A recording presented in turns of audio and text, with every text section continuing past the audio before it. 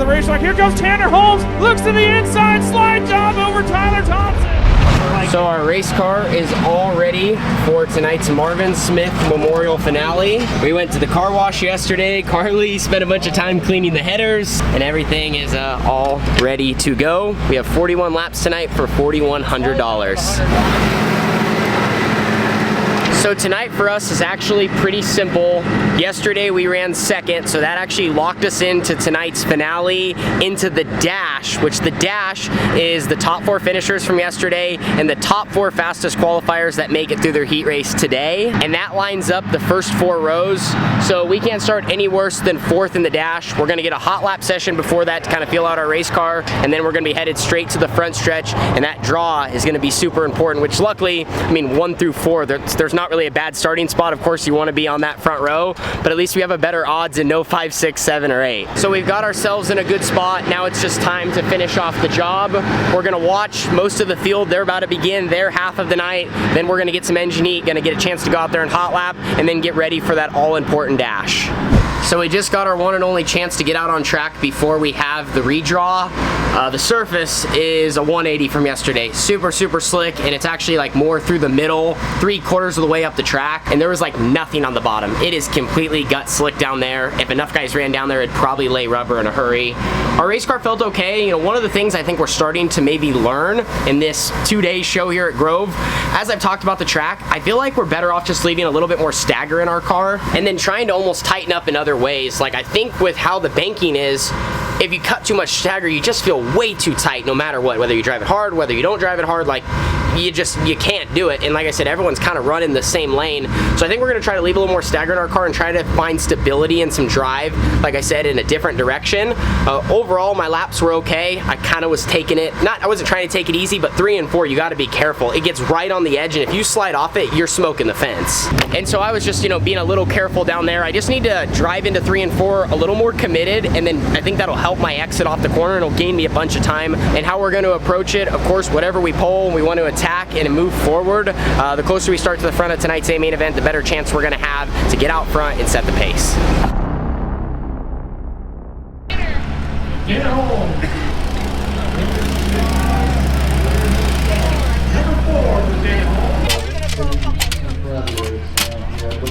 So we got the 4 rolling off from second row outside here. Where we finish is where we're gonna start, of course. All we can do is what we can do at this point. Just gotta give it a go and get going up front.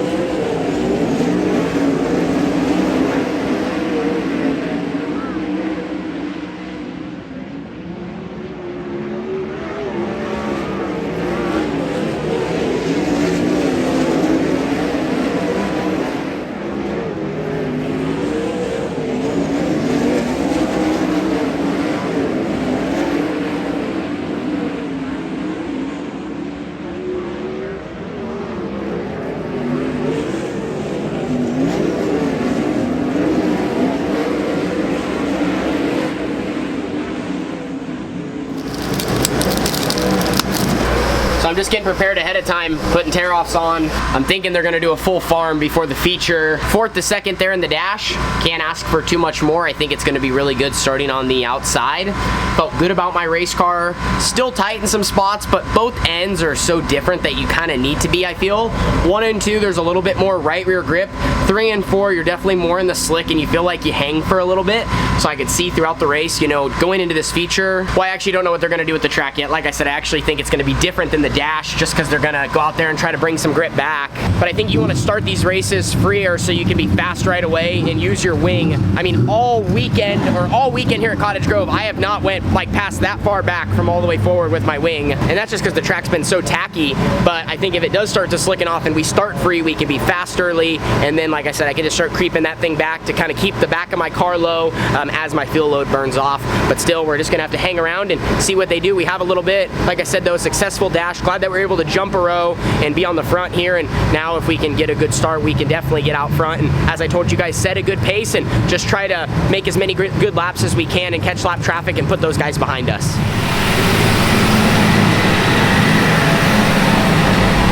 So track prep has begun before the 41 lapper. They're doing at least both lanes, maybe even the whole track. Top's still kind of soft in a way. The bottom is much harder. And this middle lane that you can see that color difference, that if a bunch of cars ran through that, like that's hard enough, that would lay rubber. So they need to get this to where guys can run both these lanes and stay out of that middle.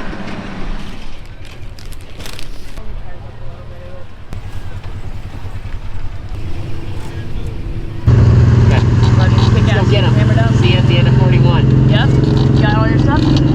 Warm your tires up. They might be a little cold. Love you. Conserve there at the end. Love you. Love you. 10th annual Marvin Smith Memorial. Let 'em hear ya.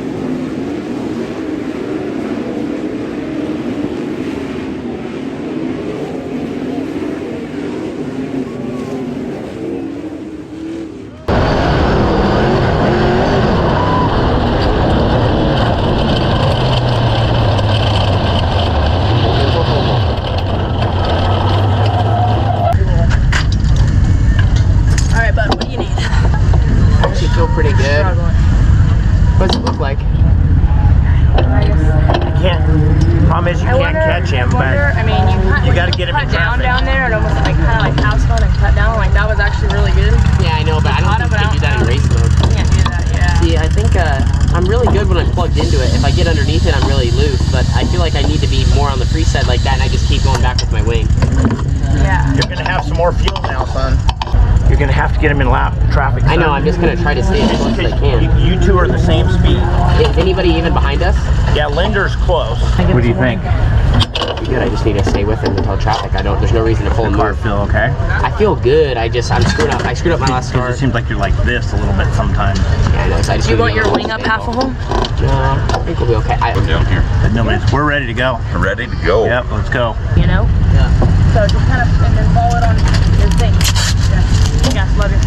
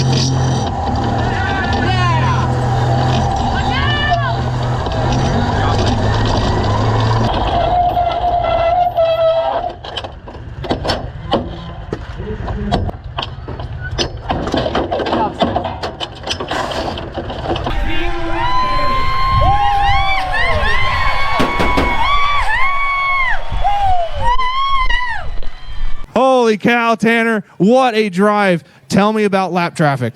Oh, boy. Yeah, I was kind of glad actually probably not to be leading there. I know Tyler was having a hell of a time. There's just nothing you can do. We're all fighting for such a small piece of real estate on the top, and you know, under that red, it was good. I'm glad we had a nice open red, just a chance for me to like calm down and think. And I was kind of just trying to hang out there early, and knew that my chances were running out, you know. So lap traffic was really the only way I was going to pass him. I felt like we were pretty even, and you know, I felt like I was not as good in 3 and 4, and he made more mistakes in 1 and 2. So like, kind of evened out there, and just had an opportunity and had to take it. So that was pretty gnarly. I don't know what the ending looked like behind me, but I felt like I had a pack of lions chasing me. That's what it felt like. My car really wasn't great there at the end of 41, but just good enough to hold on. That's Tanner Holmes, ladies and gentlemen, your 2024 Marvin Smith Memorial champion.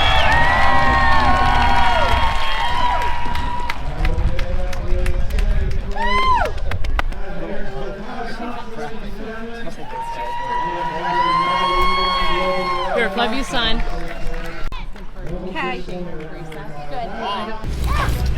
That was a great race, guys. We ran our tails off there. I don't know if I had the best car necessarily, but I felt like we ran possibly the smartest race. Got a fireworks show going, man. It feels good to win the Marvin. This is Oregon's biggest 360 race. We also won the Rick Brown, so we did good this weekend. Just so proud of everyone, and man, it feels good to win a long race like that. It's a lot harder to win a 41 lap race than a 30. You know, there's a lot of factors. We went through traffic a lot and just got really good there at the end. And then at the end, I actually started entering. So like the whole race, I felt like I was pretty even with Tyler. He was better than me in spots, but there at the end, I wonder where I might've made up some time as I started entering in it and won like almost 4 wheels above, or 2 wheels above the cushion at least, and made so much speed to the center. And gosh, man, that feels so good. So Carly killed it, everyone killed it, a bunch of partners are here. This is such a phenomenal win for us. It feels like our hard work's really paying off. Well, guys, check out that hardware. $4,100. And the coolest part, this trophy, look at that. There's Marvin Smith, all the past winners down there. Pretty cool that this thing's going back to Jacksonville. Gosh, what a race, man. To go back through it, you know, a long 41 laps, but I felt like we really ran super smart. I tried to keep my head on my shoulders at all times, not get too anxious, know that I had plenty of time to make a move. You know, starting up front like that was huge. That's really what I did. The first half, you know, I kind of fell back there. I was third on the first lap and then got back into second and really just paced there behind Tyler Thompson. He was, you know, trying to make moves in lap traffic, and unfortunately there just wasn't really anywhere for any of us to go. Like, we were all really stuck, and so you could kind of throw a blanket over the top 3. That was the first 20 laps. Then we had an open red, and I didn't make any changes actually. I left my car the same. I was like, you know what, put some fuel back in it. I knew that I was good enough to win the race. I just needed to keep moving my wing. I kind of was messing with the placement of that, and then I just knew I needed to keep running better. Like, I felt like I was getting faster myself, and like I said, I was just trying to pace there in second until I had a golden opportunity. And that's hard to do because when you know the laps are ticking away, you're like, man, maybe I'm being too patient. But luckily, I think there may be 12-ish laps to go, maybe 10 laps to go.